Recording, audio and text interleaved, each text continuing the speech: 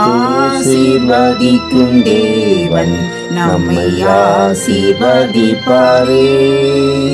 துதி ஸ்தோத்திரம் இயேசுநாதா, துதி உமக்கே என்றுமே. இன்று ஒரு வசனம். கர்த்தருடைய வேதத்தில் பிரியமாயிருந்து இரவும் பகலும் அவருடைய வேதத்தில் தியானமாயிருக்கிற மனுஷன் பாக்கியவான். சங்கீதம் 1:2. அன்புக்குரியவர்களே, ஒரு குழந்தை பிறந்தவுடன் அக்குழந்தைக்கு உணவும் காற்றும் தேவையாய் இருக்கிறது.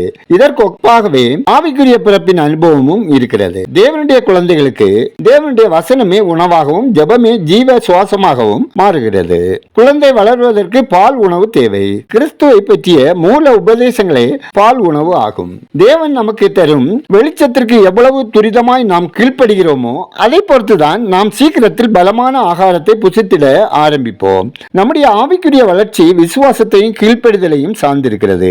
நாம் அனுதினமும் தேவனுடைய வார்த்தையை தியானித்து அவரை விசுவாசித்து சார்ந்து கொண்டு தேவனுக்கு கீழ்ப்படிவோம் என்றால் நாம் தேவனுக்குள் ஆழமாய் வேர்விட்டு இலை உதிராதிருக்கும் கனிதரும் மரம் போல் தெளித்துவங்கி நிற்போம். நாம் செய்வதெல்லாம் வாய்க்கும்படியாகவும் இந்த நல்ல ஆண்டவர் நம்மை ஆசீர்வதித்திடுவார். நாம் ஜெபிப்போம். அன்பின் பரலோக பிதாவே, ஆசீர்வதிக்கப்பட்டதான இந்த நாளுக்காய் இந்த நாளின் வசனத்துக்காய் நன்றி சொல்லுகிறோம். அப்பா, உணவில்லாமல் சரீர வளர்ச்சியே இல்லையே. உம்முடைய அனுதின வேத தியானம் இல்லாமல் எங்கள் ஆவிக்குரிய வாழ்வில் வளர்ந்திட முடியாது என்பதை உணர்ந்து உம்மிடம் வேண்டுதல் செய்கிறோம். நாள்தோறும் வேதத்தை பிரியமுடன் வாசித்து தியானிக்கின்ற வாழ்க்கை வாழ எங்களுக்கு இறங்க வேண்டுமாயும் ஜெபிக்கிறோம். ஆண்டவரே, எங்கள் வாழ்க்கையில் ஏற்படும் உபத்திரவங்களிலும் சோதனைகள் மத்தியிலும் உமக்கு உண்மையாகவும் முழுமனதோடு உம்மை தேடுகிற மக்களாகவும் வேதத்தின்படி எங்களை ஆராய்ந்து சரி செய்து வாழவும் வழி நடத்த ஜெபிக்கிறோம். ஆண்டவரே, எங்கள் இல்லமும் உள்ளமும் நீங்கள் வாசம் பண்ணுவதற்கு ஏற்ற விதமாக உமக்கு பிரியமில்லாத சகல தீமைகளையும் விலக்கி காத்துக் கொள்ளவும் எங்களை பரிசுத்தமாக பாதுகாத்துக் கொள்ள உங்க கிருபை வேண்டுமாய் ஜெபிக்கிறோம். ஆண்டவரே,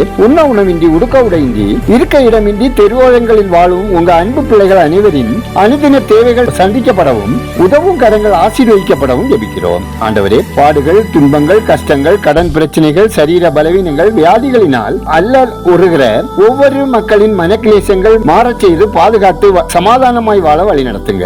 ஆண்டவரே, ஒவ்வொரு குடும்பத்திலும் தேவ சமாதான நிறைவாய் பெருகவும் இரட்சிப்பில் கலிகூறவும் பரிசுத்தமான வாழ்க்கை வாழவும் ஒவ்வொருவரின் தொழில், வேலை, வியாபாரம், விவசாயம், போக்குவரத்து, அப்பம், தண்ணீர் ஆசீர்வதிக்கப்படவும் ஜெபிக்கிறோம். இந்த நாளில் பிறந்த நாளை காணும், திருமண நாளை காணும் ஒவ்வொருவரையும் ஆசீர்வதிங்க. விடுதிகளில் தங்கி படிக்கிற, வேலைக்கு செல்கிற பிள்ளைகள், பெண்கள் உலக இச்சைக்கு, கண்ணின் காட்சிகளுக்கு, தீய பழக்கங்களுக்கு, தீய கண்களுக்கு விலக்கி காக்கப்பட ஜெபிக்கிறோம். சாலை விபத்து, வாகன விபத்தினால் பாதிக்கப்பட்ட ஒவ்வொருவருக்கும் ஆரோக்கியம், சுகம் உண்டாய செய்து ஆசீர்வதிங்க. எங்கள் தேசம் ஆசீர்வதிக்கப்படவும் மக்கள் கர்த்தரை அறியும் அறிவில் வளரவும் ஜனாதிபதி, பிரதம மந்திரி, எம்பி, எம்எல்ஏக்கள், அமைச்சர்கள், மாநில கவர்னர்கள், முதல் மந்திரிகள், அரசு அதிகாரிகள் தெய்வீக ஆலோசனை, பாதுகாப்பை பெற்று வாழ ஜெபிக்கிறோம். எங்கள் விண்ணப்பத்தை அங்கீகரித்ததற்காய் நன்றி சொல்லுகிறோம். துதிகனமையுமே உமக்கே செலுத்துகிறோம். இயேசுவின் நாமத்தில் ஜெபிக்கிறோம் எங்கள் ஜெபங்களும் நல்ல பிதாவே, ஆமேன்.